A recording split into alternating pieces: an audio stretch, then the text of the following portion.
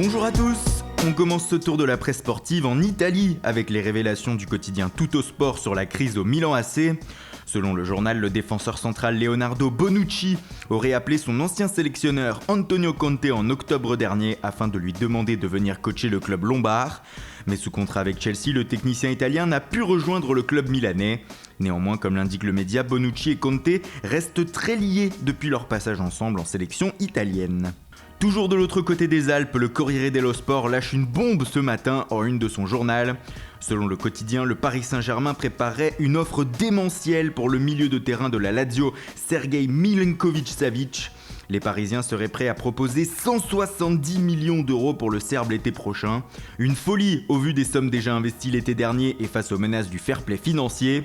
C'est pourquoi le mercato de janvier va être très important pour le PSG. Afin de pouvoir réinvestir massivement lors des prochains mercatos, les dirigeants parisiens vont devoir tout d'abord s'atteler à vendre.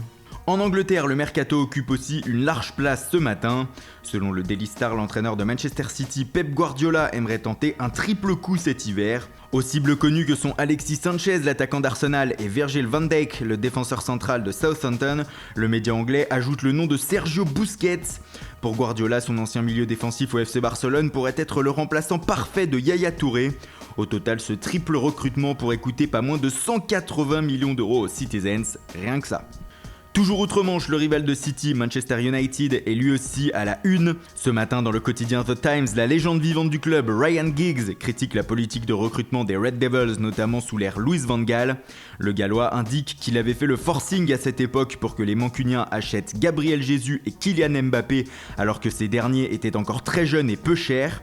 J'ai observé Gabriel Jesus il y a 3 ans, j'ai aussi regardé Mbappé durant une saison, je les observais avec le scout du club et c'était une évidence. Nous aurions pu les avoir pour 5 millions d'euros ou quelque chose comme ça, et là le recrutement aurait pu être de meilleure qualité. Et ce soir en Angleterre, il y a un choc pour la Ligue des Champions. Arsenal reçoit Liverpool. Et avant ce match, c'est Arsène Wenger qui a allumé la mèche en conférence de presse. L'entraîneur français est revenu sur le départ cet été de Oxlade-Chamberlain chez les Reds.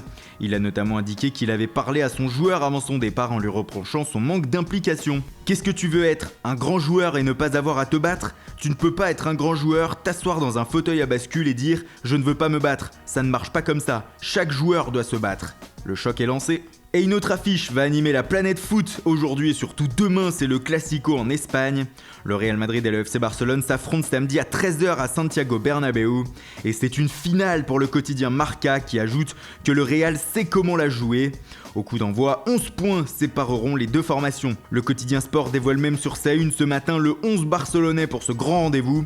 Les Blaugrana devraient évoluer en 4-4-2 en losange avec Paulinho en soutien de Messi et Suarez. Voilà, c'est tout pour ce matin. Merci pour votre fidélité. Bonne journée à tous et rendez-vous dès ce soir pour un nouveau journal du Mercato.